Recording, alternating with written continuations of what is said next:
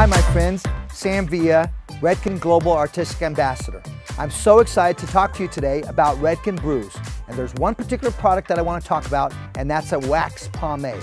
Redken Brews are beer-inspired and malt-infused formulations.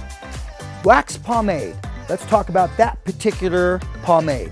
It's water-based and the color is clear. So think about the color being clear. The finish is shine. So when you want to shine, a sleek back type of look or a wet type of look, that's when I'm going to pick up a water-based wax pomade. The control is mild. And also, application is critical. When you apply a wax pomade, apply it on the ends. And it's great for curly hair. Now you're probably wondering, well, what type of hair do we use a wax pomade? You're going to apply wax pomade on medium to thick hair.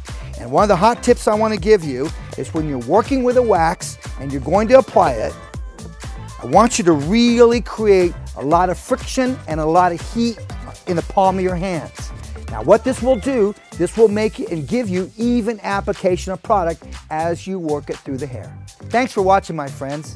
At Redken, it's all about giving you the products that you need in today's world that create success for you behind the chair.